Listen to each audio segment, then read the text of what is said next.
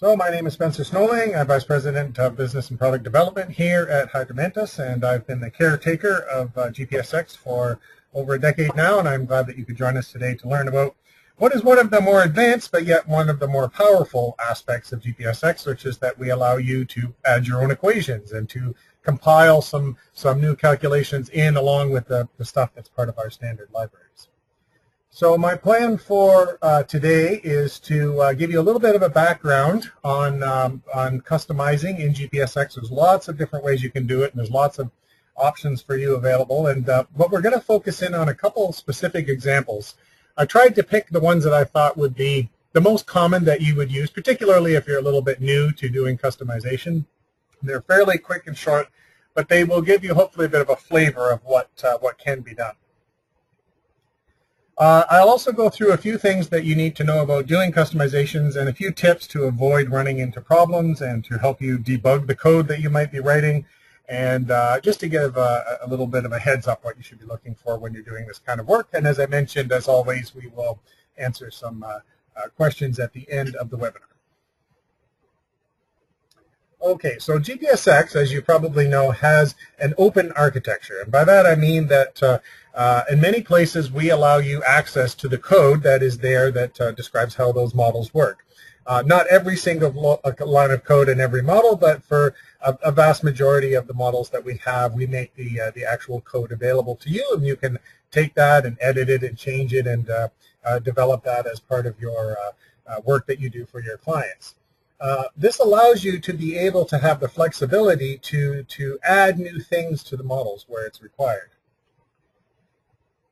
In addition to being able to actually compile new equations into that Fortran model, we also have in our interface the ability to add new items to menus that exist in GPSX, and for you to actually create brand new menus for yourself for the custom work that you're doing. And those menus will work just like any of the other standard menus in GPSX, meaning that you can drag them onto a slider and you can drag new variables onto output windows and all of that good stuff that you're used to be able to do. In addition, there's other customization that can happen in terms of being able to write new models that you can add to an object. So say, for example, you had your own clarifier model that you would like to use. You can add that to the libraries in GPSX, and that will be available for you to use. In fact, you can create a whole brand new libraries as well. That's a fairly advanced one. That's a little bit beyond what we're going to talk about today. And I'll also mention our model developer tool. This has been around in GPSX actually for almost 20 years now.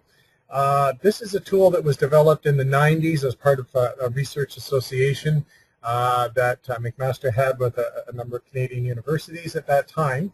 And Model Developer is a tool that allows you to recreate and edit or create your own new biological models. And that is where we allow you to put to develop the matrix of this particular model with the state variables across the top and the various processes that are going on in those bioreactions that are happening in all the reactors and clarifiers and so on. You can edit that and make your own models from scratch. Originally, I was going to actually do a demonstration of this in today's webinar, but it's such a detailed tool that I've decided I'm going to give it its own webinar, probably in a month or two from now, where we'll go into the model developer in detail, and we'll take you through how to use that. For those who are familiar with this tool in the past, you may remember it was an Excel spreadsheet at one time that existed outside of GPSX, but Model Developer is now a fully fledged integrated tool into GPSX. It has been there now for a few releases of the software, and since it's most detailed, we'll give it its own webinar in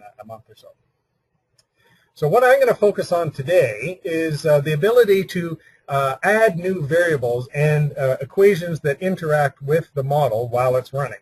So by that I mean that you can create a brand new variable that's a function of any of the other variables that already exist in GPSX. You can type out the equation, and in fact it can be quite detailed in its complexity. It's you're writing code, so it can be a detailed if-then-else structure. You can have whatever level of complexity and mathematical complexity to that in order to be able to calculate what you want, and then that can be created in a menu and then be part of your new layout that you've created in GPSX. So that's done by writing code in these types of windows that I'll show you very shortly how to get at as part of your regular version of GPSX. So what would I actually want to use this customization ability for? Well, what I see people using it for, and what we use it for ourselves, is automatic control of inputs into the model. And by the inputs, I mean, well, practically anything. Anything that's on an input menu. The amount of air, your DO set points, the amount of pumping, flow splits, bypasses, your influent flow characteristics, taking units on and offline, sizes of tanks, efficiency of dewatering, just about anything that you can think of that's an input. If you would rather control it via some sort of mathematical algorithm, then you can do that. You can write out what that mathematical algorithm would be. We also find it for quite a number of people like to use it when they want to get some sort of calculation out of the model, but we don't quite have it in the way that they need. You know, it might be 2 or 3 numbers that need to be added together, or created a moving average, or some sort of thing that we don't quite have it exactly the way you need it. So then you've got to export all that out into Excel and, you know, perform the functions there. What you could actually do with GPSX now is take some of those numbers that you want, write out an equation that would do whatever it is you need it to be able to do, and then put that as a new variable on a menu and plot that along with everything else. So that's custom removal rates. As I'm sure you know, GPSX has a large amount of output that is available to be plotted and exported. But yet still, quite frequently, people ask me, oh, do you have, you know, removal rate per surface area of something or another, you know, something that somewhat obscure thing, but maybe we don't have it. You know, any of those types of calculations are really good candidates for customization. There are often certain kinds of concentration profiles that people may want across several objects on the screen. We can, you know, that can be done very nicely. Any place you might want to combine the output from multiple objects into one variable, which you want to put on one single bar graph, for example. And basically anything else. This is an open-ended coding system. You can literally, anything you can think of, you can write up code to do it. It's just a case of knowing what the variable names are and you know, knowing how to write the structure of the code. So, to be able to do this, most of the work is done in essentially 3 layout files. These are text files that are saved when you build a model in GPSX. These are the user file. That's where you put your actual calculations when you create your new calculations or algorithms. The con file, that is part of your layout name, that's where you put the input constants, and this is where you would create a brand new menu that would contain your custom variables. And then in addition to that as well, the var file, which is where you put your output. And so I'll show you an example. This is just a screenshot of the folder where I created today's demonstration layout. And as you probably know if you've used GPSX, when you save a GPSX model layout, it has a large number of files. It's different depending on what you're doing. But generally, we're looking at least 8 to 10 files, sometimes more. So really, the ones that are created when you do this for the first time, these are blank. You can then go in and add to them. That user file is where you put your custom calculations. There's the con file, and there's the var file where you can edit those. And they're just straight-up normal text files, which you can edit either through the tools in GPSX or with any other regular editor as well. So, for example, you can right-click on an open spot in your the background of your layout to get to the system menu. This is where many of you would recognize that you access, for example, the plant details such as the temperature and elevation above sea level and so on. That's in our system menu. If you come down here to user files, these are little windows that can be opened up to edit the user file, the con file that I had mentioned earlier. Or, as I mentioned, you can just use regular Notepad outside of GPSX to do it as well. So once you've opened them up, you'll get a little window that will pop up on top of GPSX, and it's just a regular text editor that allows you to have access to those files. They have a very specific format that they're supposed to follow, and we'll go through that a little bit today. And you can find all of these details in the GPSX technical reference about how you construct the syntax of those lines that will allow us to then pick up that file, parse it correctly, and then create the menu that you need. Okay, so GPSX also allows you to have these equations and these customizations that you're doing, have it interact with the model at specific times. And by that I mean you can have it so that you have certain calculations that are only done at the end or at the very beginning or at certain intervals, and I'll show you how that works here shortly. All of the coding is done in Axel, which is the underlying mathematical language that we use in GPSX. So Axel is pretty straightforward. It's very similar to coding in MATLAB or Simulink or any of those types of mathematical languages. Axel itself is based on Fortran, so if you're familiar with Fortran, you'll be fine. Generally, for the level of customization that our users use it for, it's pretty straightforward. If you're just writing out, a series of algebraic relationships that have some new variable is equal to some function of other variables on the right-hand side. We can make a copy of the reference manual for Axel available to you, and it shows you in detail a number of the built-in functions that you can use, how they do their if, then, else structures, and so on. And we can provide that to you electronically if you're interested. So when you sit down and you decide that I want to add a new custom calculation to your GPSX model, there are really 4 steps in the process. First of all, if you're going to be setting up a new input parameter that you would like to have on a menu that's going to be part of your new calculation, you need to set that up in the con file. You need to put your calculations in the user file, as we mentioned before. Any other new variables that you've created, you can put them on in the var file to display, so that you can properly display them. And I'll show you an example of that here in a minute. Then it's important that you reload your GPSX layout. GPSX will prompt you to do that because we will then, once those things have been created and those files have been edited, we need to load them again and reparse them and create the menus that you have specified for us. And then you need to also rebuild it, meaning you need to go into simulation mode so that we can recompile the Fortran code and then take those equations that you've written and make that part of the model from that point forward. Okay, so that's enough talking for now. Let's get on and actually look at some interesting example, or hopefully interesting example. So what I've got here is, oops, I jumped ahead with my slide there. My point I was going to make was that we are going to, for this particular demonstration here, add a new variable to this particular GPSX layout. And just for the purposes of demonstration, we are going to say, I would like a new variable that is the sum of all of the solids that are in this clarifier and this clarifier. Just add those two together. Those variables, the actual sum of the solids in the clarifier, is something that we do calculate in GPSX. And now we're going to create a new variable that adds those two together for this particular layout. Okay, so let's take a look at that. Here's the actual layout itself. I've set this up as a fairly small, this is kind of our default GPSX size of plant, which is half an MGD, so quite small.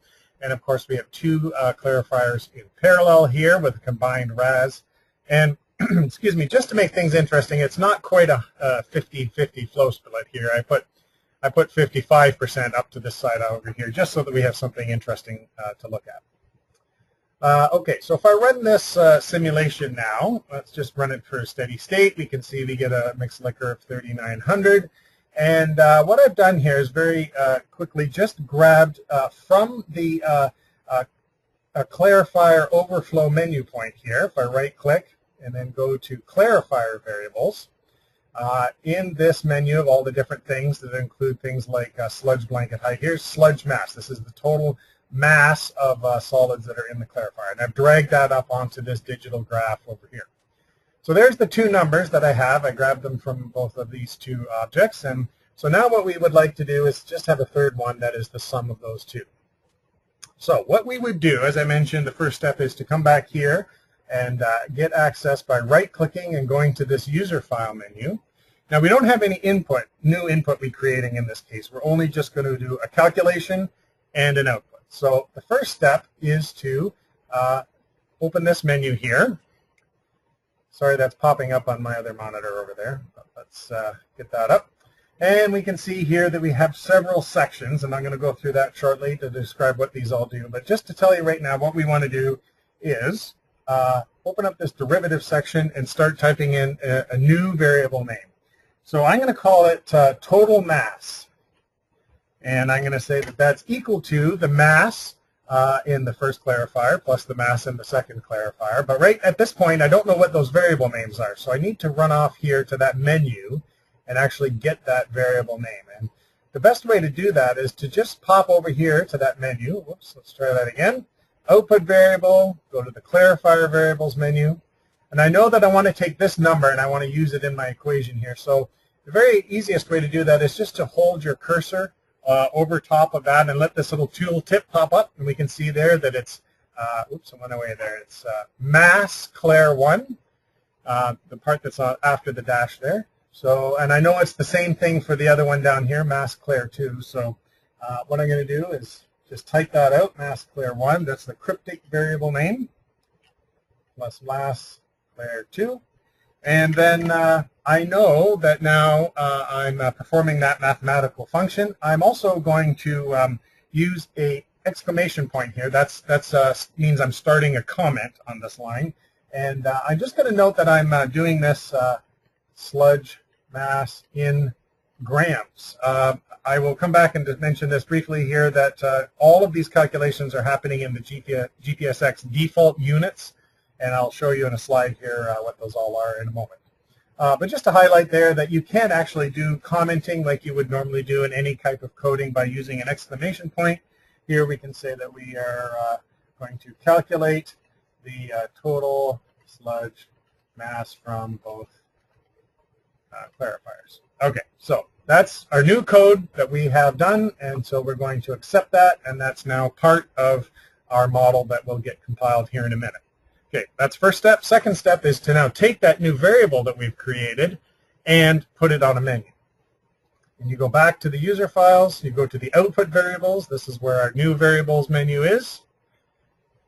All right, and so now there's a very specific kind of formatting that's required here. I'm just going to show you what it is quickly. It's all detailed in our user's guide how this is done, but I can have a new menu called user-defined output variables. I have a header for, that's a particular group of variables.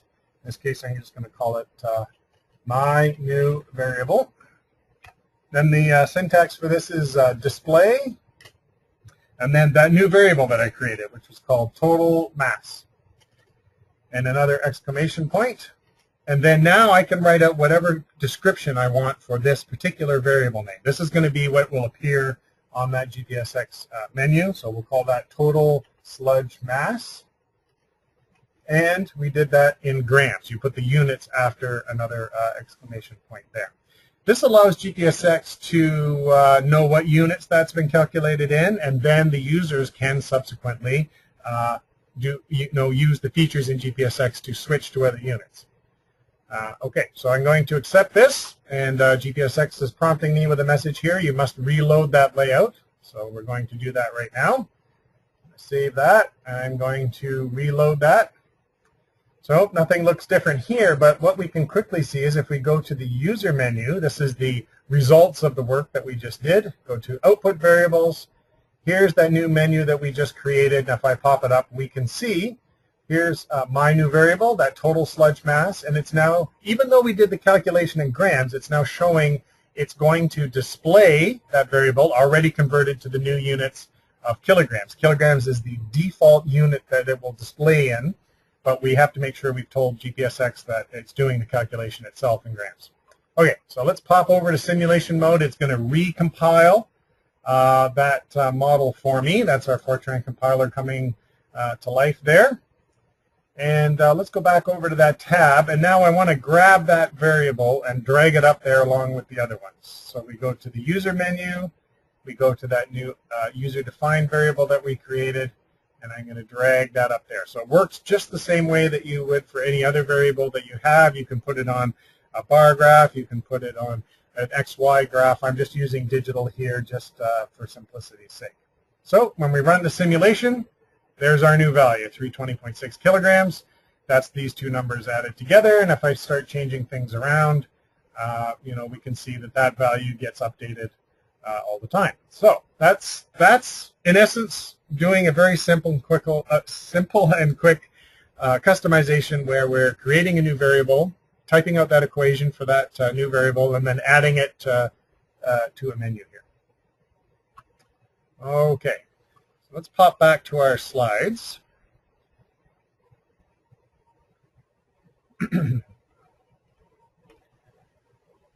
And I'll very briefly mention here about those different sections that were in that menu that I just popped up there. Those are the initial section and the derivative section and so on. They allow you to have your calculations happen at a certain point during the simulation or happen in a certain way.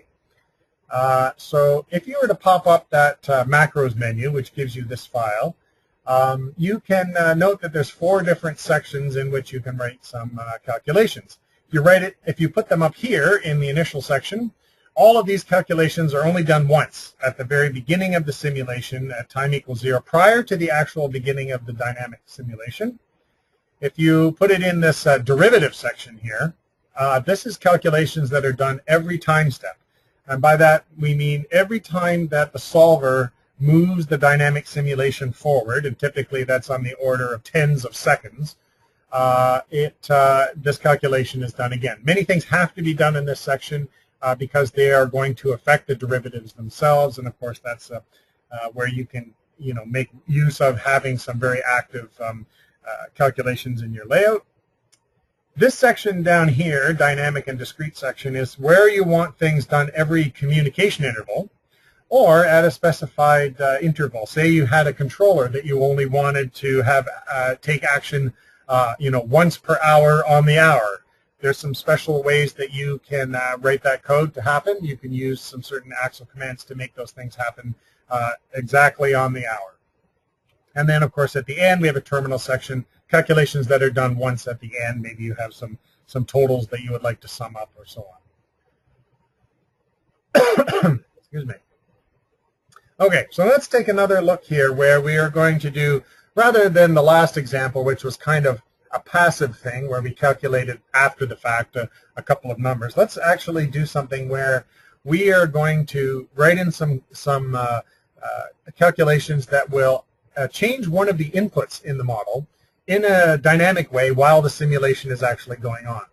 And what I'm going to do is I'm going to use a model and I'm going to switch from doing continuous wasting to doing wasting for 1 6-hour period every day. So that means, of course, that we're going to be switching on a pump to run at a certain rate and then switching it back to 0, back and forth. And we're going to write a bit of code to do that. So let's pop over to my second example here. While we're doing that, I will mention, by the way, that you may, of course, realize that we can actually do this already in GPSX using the toolbox object and our scheduler model. But I think it's a good example here to show you some customization where we're going to affect the operation of the model, and that's all built in. It's essentially what I'm going to show you here in terms of this code is what we already have built into the scheduler command. Okay, so this is a very simple layout, obviously. This is about a 1 MGD plant.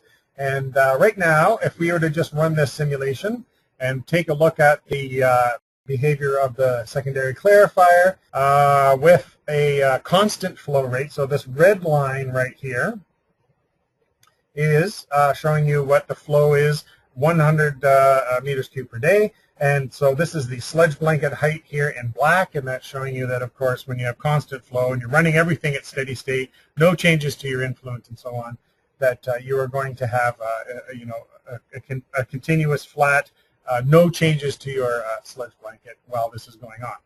So now what we want to do is we want to write a little bit of code that will change that from being a continuous, hold the wastage at 100 meters cubed per day all the time, to something that is different, where it goes on and off. So again, in this case, we are going to go to our macros menu again. And in this case, we're going to do it in the derivative section again, because what we want to do is to have GPSX activate this code and do a check all the time to make sure that it knows, is it time right now that we should be turning this pump on or off? And so we want that calculation to happen every time step. So what we're going to do is a little bit of if, then, else type of structure here, so that we can tell GPSX if it's that 6-hour period from noon to 6 p.m. If it's that time period, we want the flow rate to be high, and if it's outside of that period, we want the flow rate to be 0. So I won't go into a lot of details about showing you the structure there. I'll just type it out for you. It's basically if, and then we need to know what the current time is. And we actually have a very handy variable for that particular use in our system menu. And GPSX has a number of output variables that are available for you to use and plot. One of them is this thing right here. The cryptic variable name is I-hour. And what that means is what hour is it in the day right now while this is simulating. So what it does is it, of course, starts at 0 and then counts up to 24 and starts over again. So we're going to use I-hour as our way to tell what time it is right now. So if I-hour is greater than 12, meaning is it afternoon, and if I-hour is less than 18, meaning 6 p.m. Then we want to set QCon-WAS, that's our flow rate. I'll show you where we find that. That's, of course, in our operational menu, that variable that, of course, most of the time when you're setting up a model, you want to do that. Here, a little pop-up menu shows QCon-WAS. We want to set that to, and I've already worked out this works nicely if you do it for 400 meters cubed per day. I'm going to put a comment in here so I can remember what units I'm working in. And then you go else. So basically, what do you want QCon-WAS to be all the rest of the time? We want it to be 0, and then endif to close that structure. So that's 5 lines of code that basically tells GPSX, and it's going to execute this every time step. If I-hour falls between 12 and 18, meaning between noon and 6 p.m., we're going to have QCon-WAS set to 400 meters cubed per day, and otherwise we're going to set that to 0. So what we're going to do then is go back to simulation mode, and it's, of course, now rebuilding the model. And, it's now recompiled that little bit of code that we just wrote right now so that we can have QCon-WAS, this number right up here, which I'm going to remove from this graph right now because we want it to be controlled by the algorithm that we had. We want to be able to have that controlled by the algorithm that we created that turns it on and off. So now this is going to work as designed here. So we can see, rather than a straight line all the way across, we can now show here that that's 0 up until the appropriate time when it goes up to 400 and then back to 0 again. This is our sludge blanket height here in black. We can see that, of course, it comes down during the time when the wastage pump is turned on. And in fact, I'm going to run a 20-day simulation here. You can see the red line goes up and down and up and down, turning itself on for 6 hours per day. And we can see that our sludge blanket height here, which was very high in the beginning, will come down, and eventually, even if we run it a bit longer, we'll eventually reach an equilibrium here, where the amount of sludge that's being removed is now sort of coming to an equilibrium with the amount that's being produced, and so the performance of the clarifier will eventually reach a steady state position. So this is how you can create a little tiny bit of code, that was only 5 lines there, that can actually perform this particular type of intermittent control. So this is where you have code that's interacting with the model while it is running. And for example, we could have even made that a little bit more sophisticated in that we could have put in a variable rather than hard coding 400 meters cubed per day. We could have made that a variable, put that on a menu, and then drag that up here onto that and make it a slider or whatever other type of interactive tool that you'd like to work with. We could even do that for the times of day when we turned it on and off if we wanted to as well. So that's an example of how those sorts of things can be very useful in GPSX, and how, hopefully relatively straightforwardly, that works. Okay, so what I'm going to do here is just wind things up a little bit, talking about some of the tips. I think I've already mentioned a few of them along the way here.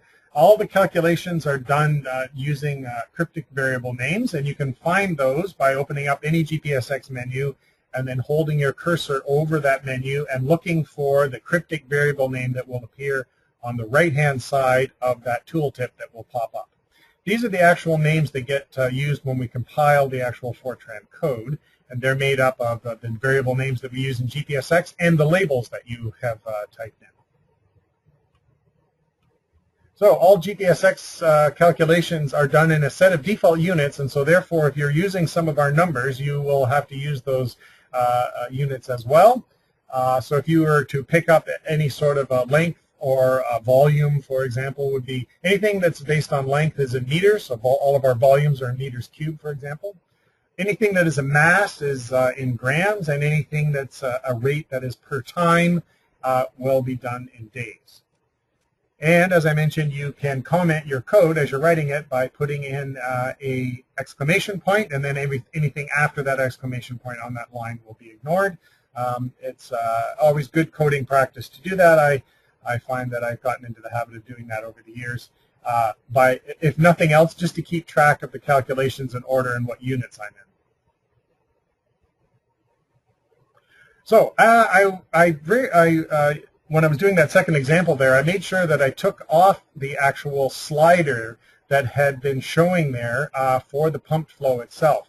If you have a variable where you are writing out an equation that is going to control the value of that variable as part of a customization that you're entering, and you also have that variable up here, that will conflict with each other. So you have to make sure that you don't do that. It depends on what your equation is down here or what's going on up here. These two things will conflict. One will overwrite the other, and it can become confusing about what's going on. So if you ever are using a calculation that you've entered into our macros menu to control a variable, make sure you're not showing it up here on the slider as well. So any coding errors that you might have along the way where you've left off a bracket or something, or you're not using the syntax of one of the functions quite properly, when you're doing that building step, it'll pop up a message like this, and it will stop at this point so that you can identify that. In our Axle manual, it has descriptions of what all these errors mean and how to go about debugging them. There's only about 3 errors that you're really very likely to run into. This is the most typical one. A symbol is used but not defined, meaning that it appears on the right-hand side of an equation, but you have not defined it anywhere, so it does not appear on the left-hand side of an equation anywhere. And when Axel was sorting all of the mathematical equations, it couldn't figure out how to sort it, and then that's what the message you would get. So this is handy when I've accidentally typed a wrong variable name or something that I wanted to be a constant. I forgot to go and add it to a menu somewhere. That's a typical example of an Axel error that's easily debuggable. So in conclusion, I've gone a few minutes over time here. In conclusion, GPSX customization is an advanced feature for sure, but also a very valuable one, a very powerful one that will allow you to be able to automate a number of things when you're running your model. It can add some time-saving features. If you have a number of things that need to be changed under certain circumstances, you can sort of automate that into a bit of code, or other simplifying features. Quite frequently, when we prepare models for our clients, they may say, you know, I want to be able to take certain units out of service, and what for that means in the background is that we have to recalculate some clarifier surface areas and RAS rates and so on. And so we do that in a little bit of code that tells us, you know, when we have 3 units in service, then we have a certain surface area and a certain RAS rate and wastage rate that we should be using. So hopefully you'll find the Axel language reasonably straightforward to use. It's, as I said, sort of comparable with writing algorithms in MATLAB, and it is a very popular feature with our experienced users, and it's been a part of GPSX since the initial concept and the initial development of GPSX way back in the early 90s, and I know a large number of people use it on a regular basis. Okay, so what I'm going to do is very quickly mention a few things that I often do at this point. I would invite you, if you have a chance, to visit our Hydromantis YouTube channel.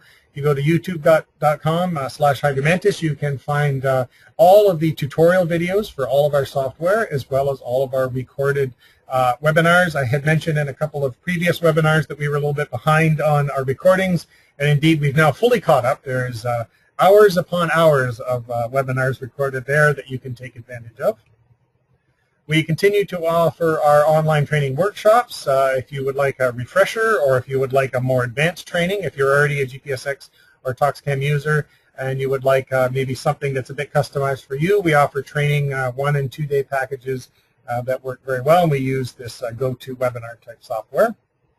And I'd like to invite you to register for our next webinar, which is going to be on May 15th at 2 p.m. in the afternoon. And we will be talking about modeling sludge reduction systems in GPSX. So using, for example, here our sludge disintegration object. We're going to go through some examples of different things that we have available in the different libraries in GPSX. My colleague Reggie Gohl will be joining me for that one as well. As always, you can find us in all the usual places on LinkedIn and Facebook and Twitter as we move forward with announcements about upcoming releases of our software and our webinars and so on. And lastly, if you have a suggestion for a webinar topic, please feel free to email that to me. My last name is Snolling. You can use it, snolling@hydromantis.com, or our webinars@hydromantis.com address if there's something in particular you would like us to focus on.